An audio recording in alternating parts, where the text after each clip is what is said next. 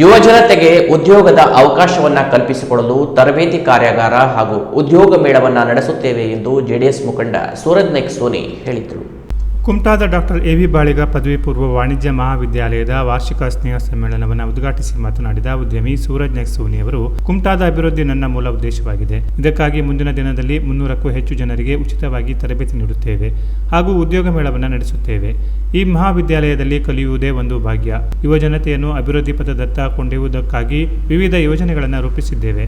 ತಾಲೂಕಿನ ಸಮಸ್ಯೆಯನ್ನು ಬಗೆಹರಿಸುವುದಕ್ಕಾಗಿ ಪ್ರತಿ ಕ್ಷೇತ್ರದ ಸಮೀಕ್ಷೆಯನ್ನು ನಡೆಸುತ್ತೇವೆ. ಯುವ ಜನತೆಗಾಗಿ ಬೇಡಿಕೆ ಪೂರೈಕೆ ಮಾರುಕಟ್ಟೆಯ ಸಮೀಕ್ಷೆ ಬಗ್ಗೆ ಸಂಪೂರ್ಣ ಮಾಹಿತಿ ಸಂಗ್ರಹಿಸಿ ಯುವ ಜನತೆಗೆ ಹೆಚ್ಚಿನ ಉದ್ಯೋಗಾವಕಾಶ ಕಲ್ಪಿಸುವ ನಿಟ್ಟಿನಲ್ಲಿ ಪ್ರಯತ್ನಿಸುತ್ತೇನೆ ಎಂದರು.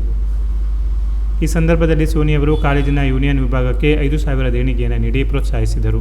ಮುಖ್ಯ ಅತಿಥಿಯಾಗಿ ಭಾಗವಹಿಸಿದ್ದ ಪದವಿ ಪ್ರಾಚಾರ್ಯ ಡಾಕ್ಟರ್ ಎನ್.ಡಿ. ನಾಯಕ್ ಮಾತನಾಡಿ, ಯುವಜನತೆ ಅಧ್ಯಯನಶೀಲತೆಯೊಂದಿಗೆ ಸ್ಪರ್ಧಾತ್ಮಕ ಜಗತ್ತಿಗೆ ಹೊಂದಿಕೊಳ್ಳಲು ಆಧುನಿಕ ತಂತ್ರಜ್ಞಾನ ರೂಢಿಸಿಕೊಳ್ಳಬೇಕು ಎಂದರು.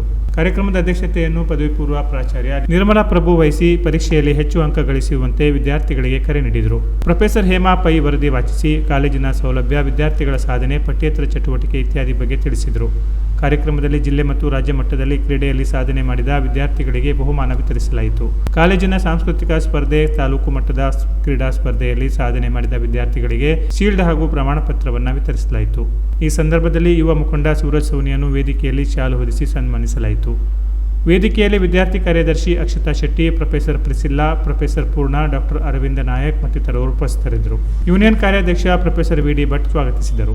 ಅಮೂಲ್ಯ ಪೈ ಮತ್ತು ವರ್ಷಿಣಿ ಹೆಗಡೆ ಕಾರ್ಯಕ್ರಮ ನಿರ್ವಹಿಸಿದರು. ನಂತರ ನಡೆದ ಮನೋರಂಜನಾ ಕಾರ್ಯಕ್ರಮ ಗಮನ ಸೆಳೆಯಿತು. Canara plus news, Kumta.